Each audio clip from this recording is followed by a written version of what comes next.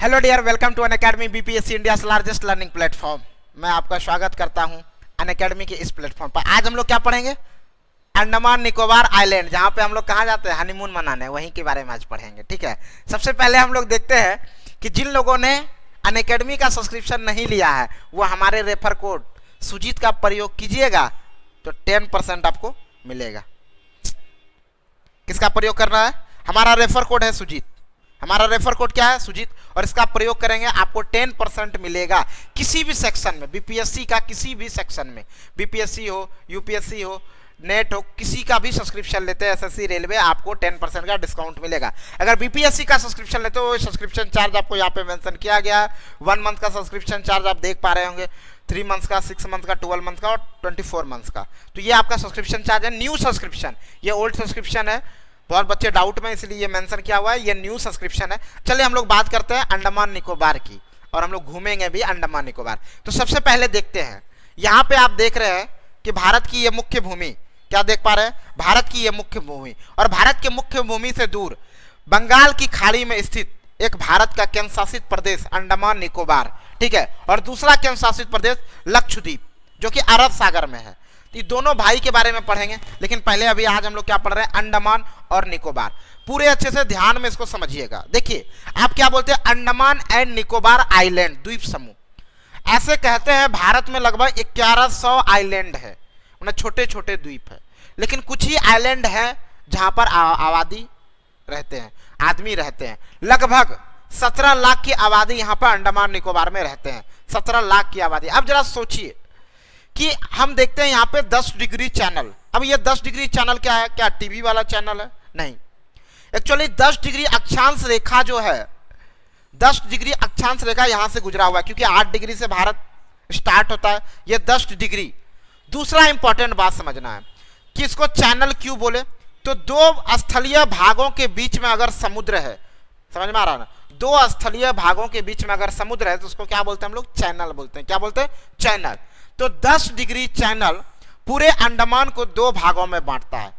10 degree के ऊपर पूरा है अंडमान और 10 डिग्री के नीचे है पूरा है निकोबार, और इस दोनों को मिलाकर हम लोग बोलते हैं ई आया ए और ई आया एन, नीचे से आएगा एन।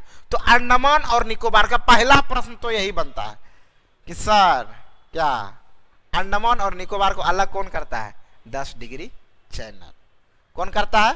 10 degree channel. किसको अलग करता है? अंडमान और निकोबार को। अब देखो, अंडमान और निकोबार 2 भागों में बट गया। अब अंडमान भी अलग अलग भागों में बटा है।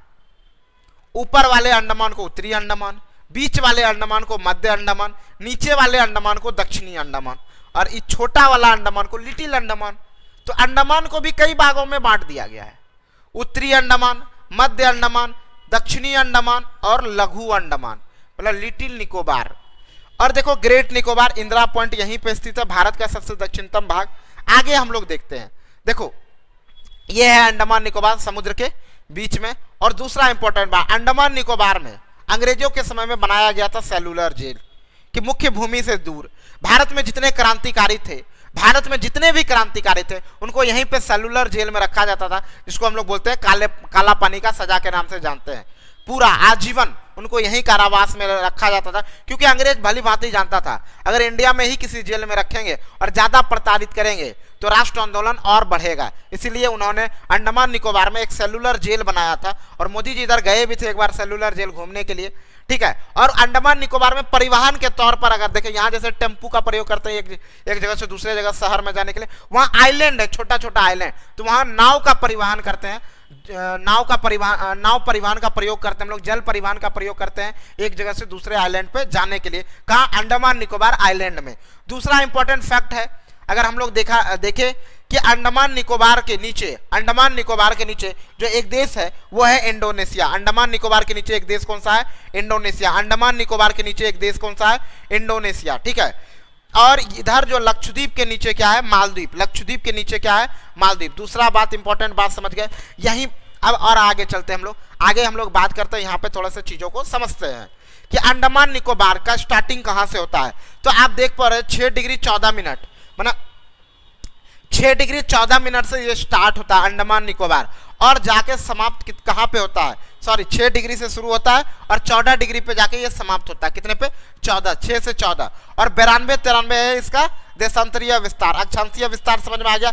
6 डिग्री पे स्टार्ट होता है, 14 डिग्री पे समाप्त होता है, 6 डिग्री से स्टार्ट होता है, 14 डिग्री पे समाप्त होता है।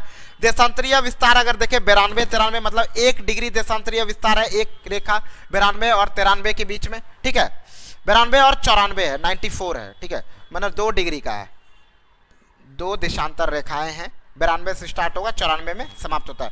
557 द्वीप है, इतना ज्यादा इंपॉर्टेंट नहीं है, कुछ कुछ बातों को हम लोग को देखना है। जैसे देखेंगे उत्तरी अंडमान, यहाँ पे क्या है उत्तरी अंडमान, यहाँ पे क्या है मध्य अंडमान, यहाँ पे क्या है लिटिल अंडमान, और यहाँ दक्षिणी अंडमान, उसके बाद है लोअर अंडमान, लिटिल यहाँ पे है लिटिल अंडमान। तो जो दक्षिणी अंडमान है, अंडमान निकोबार की राजधानी पूछेगा, अंडमान निकोबार की राजधानी कहाँ है, अंडमान निकोबार की राजधानी कहाँ है, तो आप क्या बोलेंगे पोर्ट ब्लेयर। पोर्ट ब्लेयर कहाँ है? तो दक्षिणी अंडमान पे, लोअर अंडमान या दक्षिणी अंडमान पे है पोर्ट ब्लेयर, अंडमान निकोबार। अंडमान निकोबार का हवाई अड्डा कहाँ है?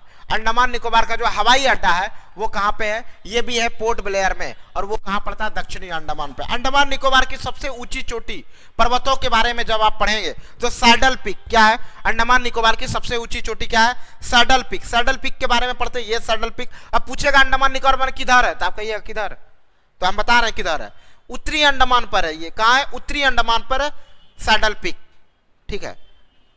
तो इस तरह से ग्रेट निकोबार यहाँ है, और इसी ग्रेट निकोबार पे जो भारत का सबसे दक्षिणतम बिंदु, भारत का सबसे दक्षिणतम बिंदु, भारत का सबसे दक्षिणतम बिंदु क्या है?